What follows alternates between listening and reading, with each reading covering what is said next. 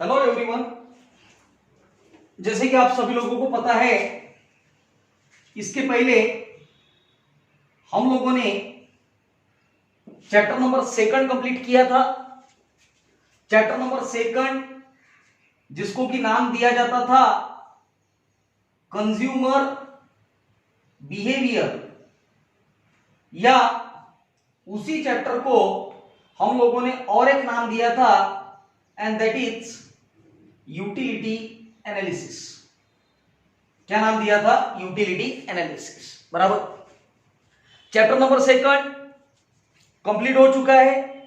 इसके बाद हम लोगों ने स्टार्ट किया था chapter number third. Chapter number third, इस चैप्टर का नाम है demand analysis. And last week में ये वाला जो चैप्टर है, ये चैप्टर भी हम लोगों ने कंप्लीट किया था with last topic variation in demand, and another topic was there that is the changes in demand. अब कहीं ना कहीं ये दो चैप्टर जो कंप्लीट हुए, chapter number second as well as chapter number 3 का पार्ट नंबर ए।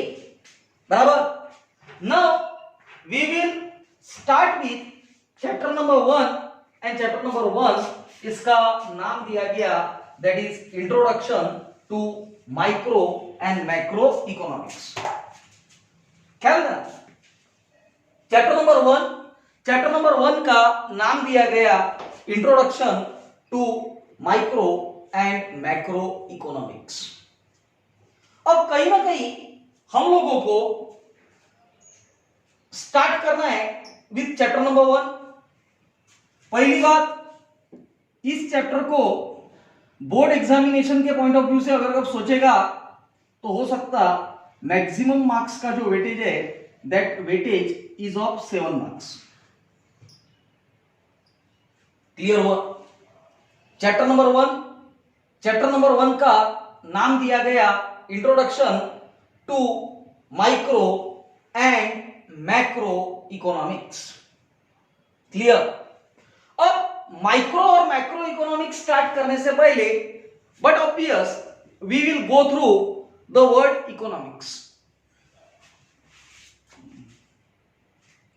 और बेसिकली जब हम लोगों ने सिलेबस स्टार्ट किया था तो ये वर्ड कवर किया था, याद होगा तो। क्लियर? ख्याल दे,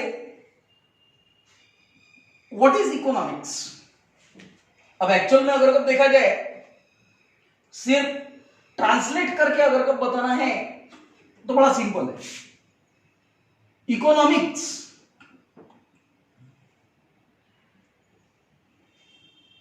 इकोनॉमिक्स का मतलब होता है अर्थशास्त्र। बराबर। बट थोड़ा सा प्रॉपर तरीके से समझना होगा कि भाई ये वर्ड किस तरह से जनरेट हुआ, ये वर्ड का एप्लीकेबिलिटी क्या है, इस वर्ड का कंप्लीट मीनिंग क्या है। बिकॉज ये तो सिर्फ और सिर्फ इस वर्ड का ट्रांसलेटेड नाम हुआ। ख्याल देना, ये जो वर्ड है the word economics, this is a word which is a combination of two words. The word economics itself is a combination of two words. इसमें पहला वर्ड आएगा that is the eco and another word आएगा that is the nomics.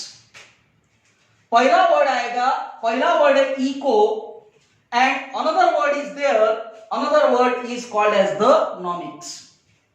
ख्याल देना, हम लोगों को भले लगता हो कि ये वर्ड तो इंग्लिश वर्ड है, बट ट्राई टू अंडरस्टैंड, दो it is a English word, it has came from Greek language. मेरा कहना बराबर समझ? हम लोगों को ऐसा लगता है कि भाई इकोनॉमिक्स तो इंग्लिश वर्ड है, इसमें तो कोई दो मत नहीं है, economics is an English word, but the word economics has came from Greek language. The word economics has came from Greek language, and in Greek language the word for eco was oikon and the word for nomics was nomius.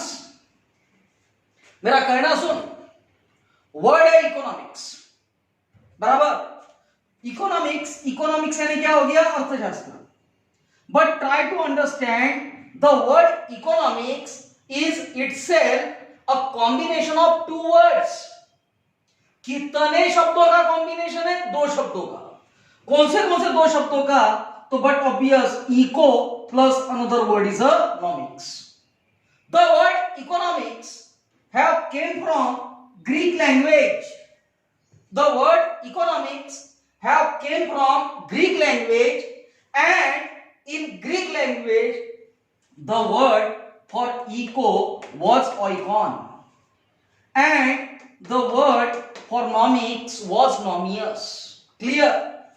oikon इसका मतलब होता है household, and नॉमियस इसका मतलब होता है appliances और management. क्या देना? Eco is a word in Greek language called as the oikon, and in Greek language the word for nomics was nomius. oikon का मतलब होता है हाउसहोल्ड, नॉमियस का मतलब होता है अप्लायंसेस और मैनेजमेंट. बराबर. नाउ अब पूरा पिक्चर क्लियर होता कि यार वर्ड कौन सा आया? वर्ड आया that is the household, appliances और मैनेजमेंट. Try to understand.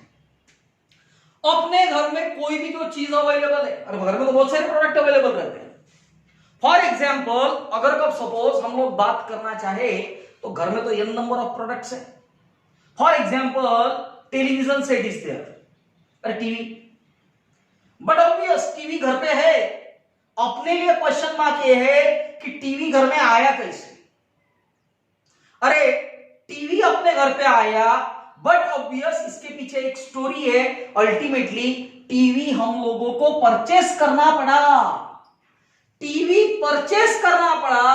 इसका मतलब कहीं ना कहीं हम लोगों को उसके लिए पैसा खर्चा करना पड़ा. बराबर. कहने का तात्पर्य बराबर समझना. यहां पे भी दो वर्ड है, एक है अर्थ and another is the science. अर्थ ये संस्कृत वर्ड है. संस्कृत लैंग्वेज में अर्थ का मतलब होता है money, and another word is there that is called as a shastra. इसका मतलब होता है साइंस. कहने का तात्पर्य, अर्थशास्त्र यानी एक ऐसा शास्त्र जो पैसों के बारे में डील करता है, जो पैसों के बारे में बात करता है. व्हाट इज अर्थशास्त्र?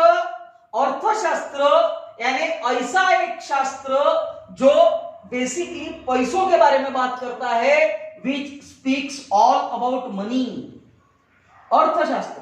अर्थशास्त्र या इकोनॉमिक्स यानी ऐसा साइंस जो बेसिकली पैसों के बारे में बात करता है, जो मनी के बारे में बात करता है, उसे हम लोग इकोनॉमिक्स ऐसा कहेंगे. बराबर. Now question is that economics के दो पार्ट है.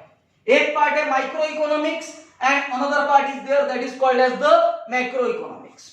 But please try to understand, ये इकोनॉमिक्स सही में कोई एक दिन में डेवलप हुआ साइंस है क्या? Answer to this question is no.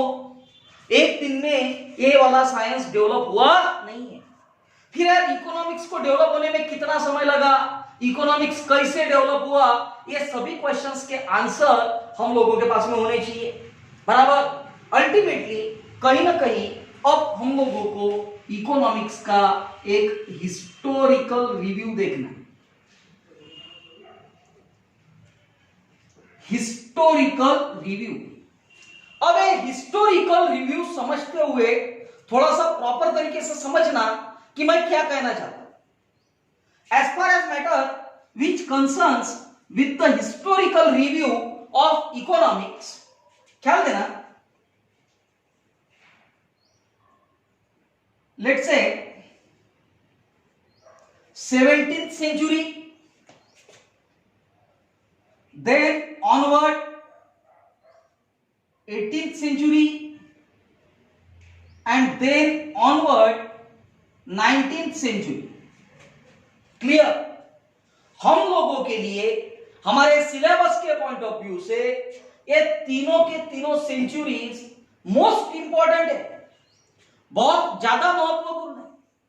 17th century, 18th century and then 19th century, because history के पॉइंट ऑफ व्यू से ख्याल देना, 17th सेंचुरी में सबसे पहला व्यक्ति आया जिसने इकोनॉमिक्स के बारे में खुद के विचार पुट किए।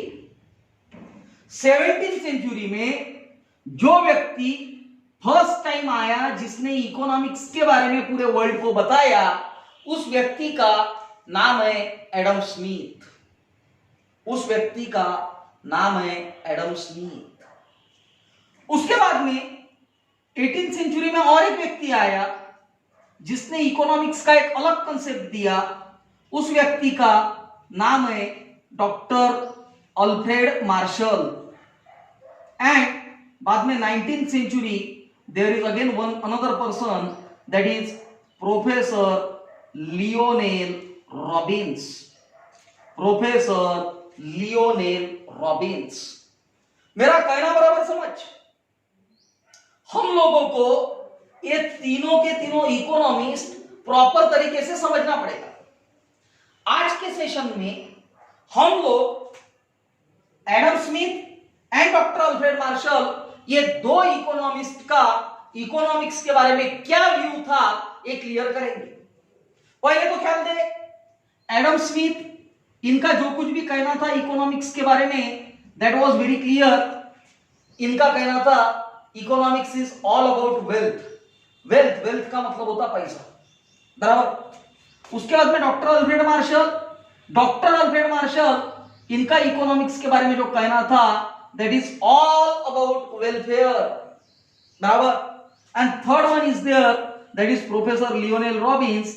इनका जो कहना था, that is all about scarcity. अब कहीं ना कहीं मेरा कहना बराबर समझ। 17th century is all about Adam Smith. 17th century is all about Adam Smith. Adam Smith, इन्होंने जो इकोनॉमिक्स का कंसेप्ट दिया वो वेल्थ ओरिएंटेड था। 18th century doctor Alfred Marshall, इनका पूरा के पूरा कंसेप्ट वेलफेयर ओरिएंटेड था। And then professor Lionel Robbins, इनका कंसेप्ट पूरा के पूरा स्केर्सिटी ओरिएंटेड था। क्लियर? अब कहीं ना कहीं ये जो दो इकोनॉमिस्ट है, first Adam Smith and another doctor Alfred Marshall, इनके बारे में आज हम लोग डिस्कस करेंगे, बराबर। अब मेरा कहना समझते हुए चलना, मैं क्या करूं, Adam Smith as well as doctor Alfred Marshall, इनके बारे में मैं अभी कुछ स्पेसिफिक पॉइंट्स बताऊंगा। और ये जो कोई भी स्पेसिफिक पॉइंट्स है, ये एग्जामिनेशन पॉइंट ऑफ व्यू बहुत ज्यादा इंपॉर्टेंट है। बिकॉज ऐसा बहुत सी बार होता है कि एग्जामिनेशन में जो मल्टीपल चॉइस क्वेश्चन पूछे जाते हैं, फिर इन द ब्लैंक्स हो गया, मैच द पेयर हो गया, ट्रू और फॉल्स हो गया, ये ऐसे क्वेश्चंस में कहीं ना कहीं इस प्रकार के क्वेश्चंस पूछे जाएंगे। Clear? So let's say I will start with Adam Smith. अरे I will start with Adam Smith.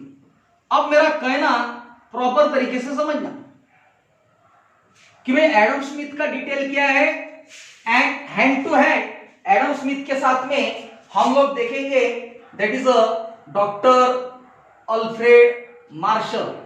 That is doctor Alfred Marshall. चलो ख्याल, सबसे पहली बात तो दोनों का भी सेंचुरी अलग है। As far as matter which concerns with Adam Smith came into 17th century and doctor Alfred Marshall का जहां तक सवाल है, डेफिनेटली ही बिलोंग्स टू 18th सेंचुरी। मेरा कहना समझना, Adam Smith 17th century, doctor Alfred Marshall 18th century. Adam Smith, इनका जो इकोनॉमिक्स के बारे में कंसेप्ट है, एक कंसेप्ट वेल्थ ओरिएंटेड है। एडम स्मिथ ये ऐसे इकोनॉमिस्ट है जिन्होंने इकोनॉमिक्स के बारे में डेफिनेशन देते हुए वेल्थ इस कंसेप्ट को बहुत ज्यादा इंपॉर्टेंस दिया है। कौन से कंसेप्ट को बहुत ज्यादा इंपॉर्टेंस दिया है? Wealth. On the other hand doctor Alfred Marshall is such type of economist जिन्होंने वेलफेयर ओरिएंटेड इस कंसेप्ट को बहुत ज्यादा इंपॉर्टेंस दिया है। ख्याल देना, 17th सेंचुरी इंपॉर्टेंस दिया गया एडम स्मिथ को, 18th सेंचुरी इंपॉर्टेंस दिया गया वेलफेयर ओरिएंटेड को। एक इधर वेल्थ है, एक इधर वेलफेयर है। Clear? Now try to understand, Adam Smith ये पहले इकोनॉमिस्ट है, बराबर। उसके पहले भी हो सकता है कि इकोनॉमिक्स के बारे में किसी ने बताया होगा, बट उसके रिटर्न प्रूफ अवेलेबल नहीं है, बराबर। अरे लिखा हुआ प्रूफ अवेलेबल है क्या? नहीं। हाँ, but as far as matter which concerns with Adam Smith ने जो कुछ भी बताया उसके रिटर्न प्रूफ अवेलेबल है, and that is the reason इन्हें हम लोग क्लासिकल इकोनॉमिस्ट कहेंगे। क्या कहेंगे? Classical economist. What is classical economist? Classical economist इसका मतलब होता है इस प्रकार के इकोनॉमिस्ट जो बहुत पुराने। क्लासिकल इकोनॉमिस्ट यानी ऐसे इकोनॉमिस्ट जो बहुत पुराने, बराबर। अब अल्फ्रेड मार्शल के पहले एडम स्मिथ थे, इनको क्लासिकल कहा तो इन्हें क्लासिकल नहीं कहते आएगा, इस वजह से इनको नाम दिया जाता that is the neo classical economist. कौन से इकोनॉमिस्ट कहा गया? Neo classical economist. क्लियर हो गया? Again there is one thing that Adam Smith is a first person जिन्होंने इकोनॉमिक्स के बारे में पूरे वर्ल्ड को बताया, बराबर। अब आप लोगों ने देखा होगा कि कंप्यूटर के बारे में जिस व्यक्ति ने फर्स्ट टाइम बताया, चार्ल्स बेबेज। अरे बराबर, तो बट ऑब्वियस चार्ल्स बेबेज को हम लोग कहते हैं फादर ऑफ कंप्यूटर। जिस तरह से चार्ल्स बेबेज ये पहले व्यक्ति थे जिन्होंने कंप्यूटर के बारे में बताया और उन्हें कहा गया father of computer, in the same way economist के बारे में जिन्होंने फर्स्ट टाइम बताया that is Adam Smith, and Adam Smith is called as father of economics. अरे बराबर, मेरे इधर ख्याल देना, who is father of economics, who known as the father of economics? Adam Smith is known as father of economics. अरे who known as the father of economics? Adam Smith is known as father of economics. Clear हो गया? चलो ख्याल, doctor Alfred martial इनको ऐसा कोई title देने में आया नहीं है। नाउ ट्राई टू अंडरस्टैंड, अब कहीं ना कहीं हम लोगों को देखना है कि भाई एडम स्मिथ ने ऐसा कौन सा लिटरेचर लिख के रखा जिसकी वजह से हम लोगों को पता चलता। तो ख्याल देना, एडम स्मिथ इन्होंने 1776 में एक बुक लिखा था। एडम स्मिथ इन्होंने 1776 में एक बुक लिखा, और एडम स्मिथ इन्होंने 1776 में जो बुक लिखा है उस बुक का नाम था वेल्थ ऑफ नेशन। बुक का नाम है वेल्थ ऑफ नेशन। क्लियर हुआ? अब एक्चुअल में देखा जाए तो this is a shortcut title. Book का कंप्लीट नाम था an inquiry into nature, an inquiry into natures and causes of wealth of nation, an inquiry into nature and causes of wealth of nation. और clear हुआ? अब मेरा कहना समझ, Adam Smith ने बुक कब लिखा? 1776। बुक का नाम वेल्थ ऑफ नेशन। अरे बराबर, कंप्लीट नाम an inquiry into nature and causes of wealth of nation. Now try to understand, ये जो बुक उन्होंने लिखा था उस बुक में इनका डेफिनेशन था इकोनॉमिक्स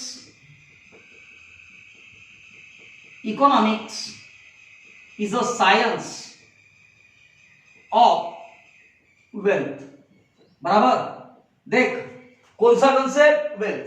मैं यहां पे कितनी भी बार बता चुका, इकोनॉमिक्स इज अ वेल्थ। अरे बराबर, तो बट ऑब्वियस एडम स्मिथ इनका कंसेप्ट था economics is all about the wealth. Clear? देख ले, एडम स्मिथ के बारे में 17th सेंचुरी, एडम स्मिथ का concept wealth oriented, classical economist है, फादर ऑफ इकोनॉमिक्स है।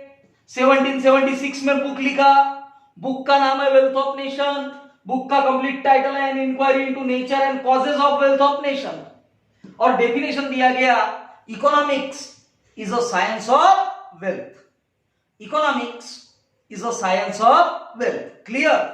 Now try to understand.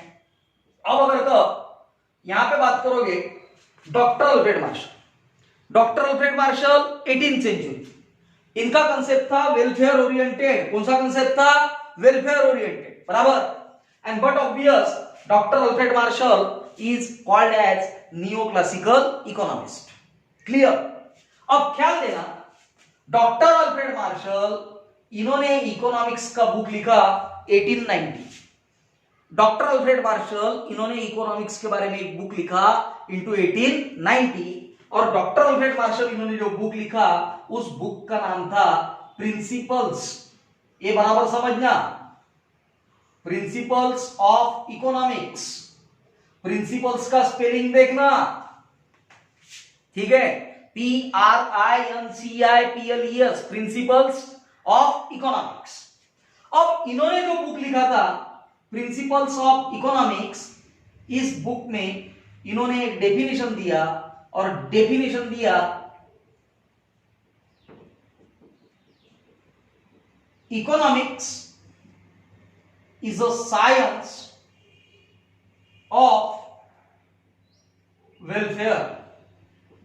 Economics is a science of welfare. Clear हो गया बेटा? ये दो इकोनॉमिस्ट के बारे में जो कुछ भी डिटेल अभी हम लोगों ने देखा, ये एग्जामिनेशन पॉइंट ऑफ व्यू बहुत ज्यादा इंपॉर्टेंट है। Clear? And now from tomorrow we will start with the next author, that is the professor Lionel Robbins. Clear? चलो डन।